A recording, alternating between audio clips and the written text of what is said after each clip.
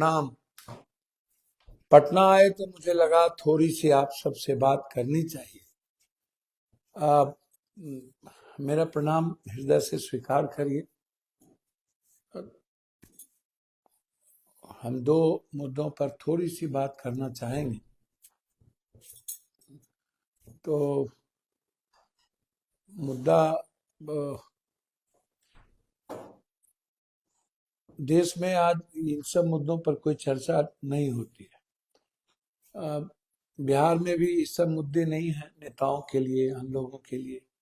सिर्फ राजनीति का थोड़ी देर औपचारिक हिस्सा बच जाता है। किसी भी दल के नेताओं के लिए औपचारिकता बच जाती है। अब चुड़िया चिग गई खेत तो अब का होत है। सम्राट बाबू, आप किसी को बुलाइए या छोड़िए, मुझे नहीं लगता कि कोई प्रभाव, मेरे भाई, आप कोई इकबाल और डर बचा है इन लोगों पर। मैंने आपसे शुरू में भी कहा था कि एसआईटी जांच का कोई औचित्य नहीं है।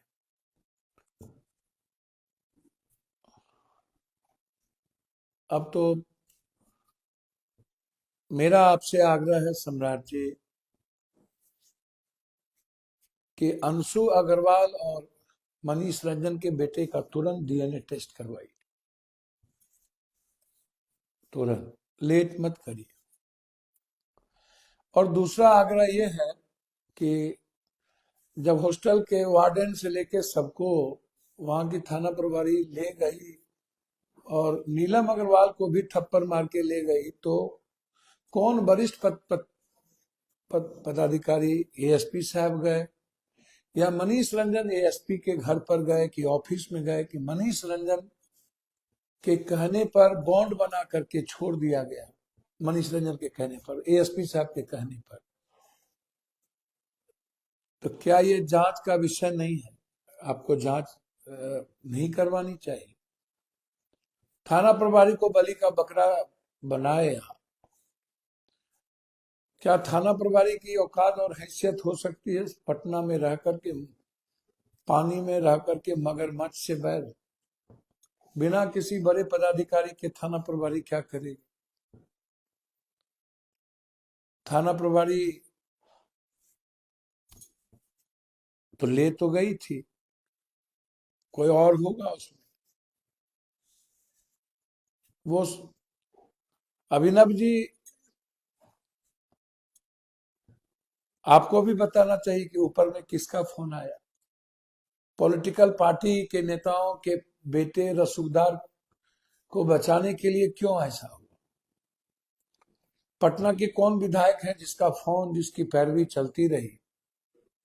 तो सभी लोगों का कॉल डिटेल और आप लोग निकाल लीजिए, किसको किसको फोन गया, किसका फोन गया। बार बार इसी बात की चर्चा होना और अभी भी निर्भया जैसी बच्ची का चरित्रहीनता करना, लगातार एक ही बात। यदि आपको हिम्मत है ना, तो आप मनीष रंजन का बेटा और अंशु अग्रवाल का डीएनए टेस्ट करा लीजिए और वार्डन को उठा करके आप ले जाइए और पूछिए कि उस रात कौन कौन थे। बस मैं यही कहने के लिए आपको फोन किया थी, लाइव पर हम आए थे कि उस परिवार को बकस दीजिए, आप उसको टॉर्चर मत कीजिए। ये मैं भीख मांगता हूं आपसे। उसकी माँ या उसके पिता आत्महत्या कर लेंगे, बहुत हो गया। अभी एक मासूम बच्ची का बलात्कार हुआ, गया उसे उठा के ले गया। चारों को गिरफ्तार कीजिए ना सम्राट बाबू। आप तो बहुत क्रांतिकारी आदमी हैं। मुजफ्फरपुर में एक मासूम बच्ची का बलात्कार किया गया पड़ोसी के द्वारा, हैवानियत पार कर। क्या दिक्कत है करने में? हम सबको मिलके करने की जरूरत है। मैं तो चाहता हूं कि आपके नेतृत्व में मजबूत हो, एक भी अपराधी छोड़े ना जाए। लेकिन पूरा पुलिस प्रशासन आपके अपमान पर अपमान आपका करते जा रही है, आपकी साखी चौपट कर रही है। आधा कट्ठा जमीन उन्होंने खरीदा और 1.5 कट्ठा घेर लिया। जब मैं आपसे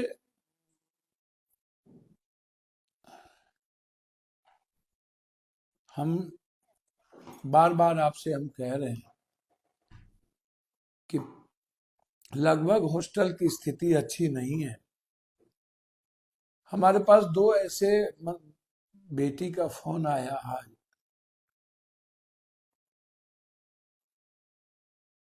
कि सर वार्डन और गेट के दरबान ये दोनों मिलकर के हम लोग के साथ टॉर्चर करता है। और वो हॉस्टल है कंकर बोरिंग रोड में। तो हम तो कई बार आपसे कह रहे हैं, अभी तक आप उस लेडीज को नीलम अग्रवाल को गिरफ्तार नहीं किए, और बॉन्ड पर किस आधार पर छोड़ा गया ये भी नहीं हुआ। सतीश की गिरफ्तारी क्यों नहीं हो रही है? उनके साथ अभिषेक डॉक्टर कौन था जो आपने जिक्र भी किया है कि पुलिस केस में मत करो मत जाओ, कौन था? करिए ना। हम लोग को मिलकर अपनी बेटी को बचाने का अधिकार नहीं है क्या? हम लोग मिलकर काम करें, पैसे के लिए अपनी बेटी बेची को नीलाम तो ना करें।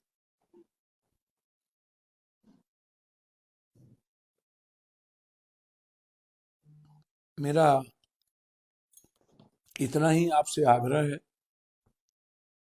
कि बिहार पुलिस ने सोशल मीडिया और मीडिया के लिए एसओपी जारी किया। कहा गया कि पीड़िता या उसके माता पिता की पहचान होगा उजागर नहीं की जाएगी। सैद्धांतिक रूप से यह सही है, लेकिन सवाल वहीं से शुरू होता है कि जहां सिस्टम चुप हो जाता है। जब इस केस में पोस्को एक्ट लगाया ही नहीं गया, जब पुलिस ने खुद लड़की को बालिग मान लिया, तो फिर नाम उजागर करने से अचानक इतनी संवेदनशीलता क्यों? पोस्को तो आप लगाए नहीं, तो फिर ये ढोंग किस बात को लेके? क्या पब्लिक अंतर्यामी है जो खुद समझ जाएगी कि कौन बालिग है कौन नाबालिग है? दूसरा सवाल, नीट छात्रा मामले में जांच कर रही एसआईटी अब तक एक भी आरोपी तक क्यों नहीं पहुंच पाई? ये मेरे लिए बहुत 18 दिन 20 दिन 25 दिन सिर्फ कागजी मीटिंग और प्रेस नोट के लिए होते हैं, या फिर किसी को बचाने के लिए समय खरीदा जा रहा है? तीसरा सवाल, अस्पताल में गलत इलाज का आरोप है। डॉक्टरों के बयान पर खुद सवाल उठे हैं।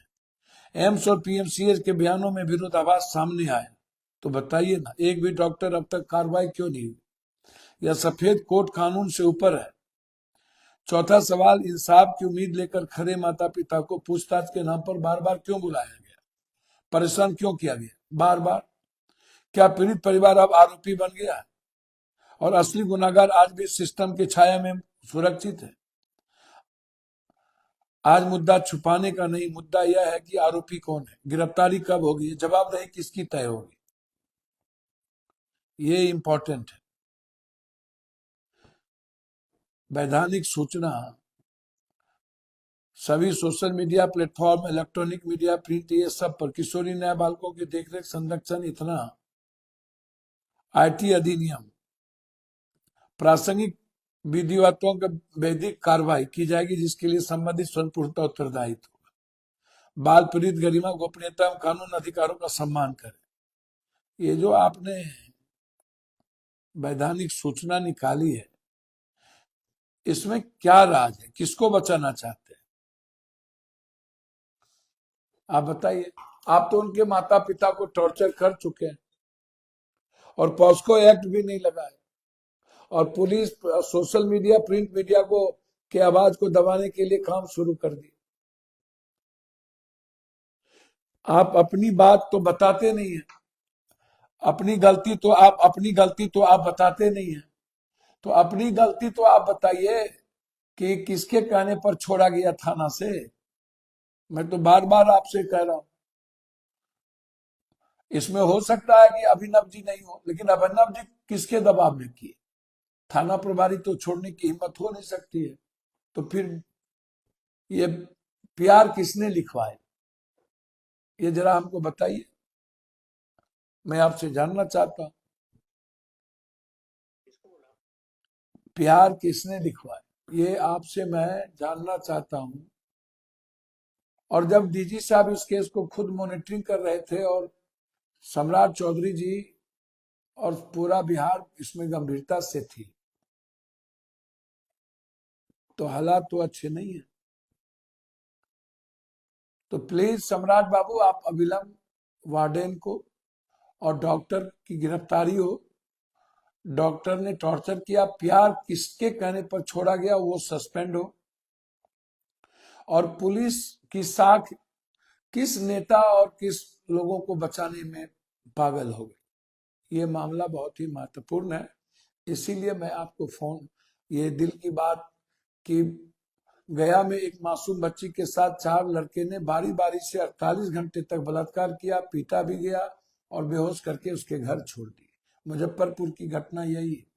और बक्सर में अभी तक सम्राट बाबू न्याय नहीं मिली है, जो बच्ची जा रही थी, और न औरंगाबाद का जो गुप्ता परिवार परफेक्ट हॉस्टल का था, न उसको सही रूप से न्याय मिली।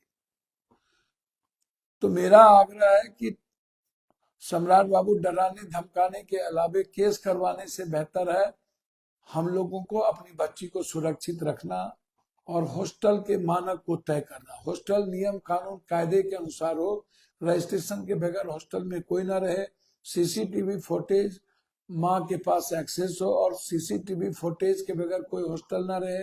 और हॉस्टल में, गर्ल्स हॉस्टल में कभी भी उस मकान मालिक का बेटा या लड़का या कोई भी आदमी वहां ना जाए, भीतर में वार्डन के अलावे कोई ना जाए।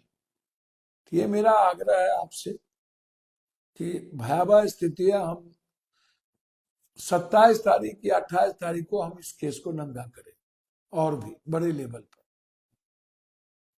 मेरी विनती है आपसे कि नीतीश कुमार जी की साख जो सम्मान है वो बची रहनी चाहिए, और ये आप ही सम्राट जी कर सकते हैं। हमें पुलिस पदाधिकारी पर अब कोई भरोसा नहीं है। प्लीज उसका डीएनए टेस्ट करवाइए, डॉक्टर की गिरफ्तारी कीजिए, वार्डन की गिरफ्तारी हो, मनीष रंजन से पूछताछ शुरू हो कि वो जब नहीं था देहरादून में तो झूठ क्यों बोला, और मनीष रंजन के टेलीफोन का जांच कीजिए, उसके अन्य अगल बगल लोगों का जांच कीजिए, और मनीष रंजन का संबंध किस विधायक किस किस नेता के बेटे से है उसकी भी पूरी जांच करिए। बस मेरा इतना ही आग्रह है, ना गेट टूटी ना कुछ हुआ, और बच्ची हमारी चली गई। उस घर के सपने, प्लीज अब उस घर को टॉर्चर करना बंद कर दीजिए, बच्ची को बदनाम करना बंद कर दीजिए, मैं विनती करता हूं, और इस केस में न्याय कर दीजिए, हाथ जोड़ता हूं। धन्यवाद।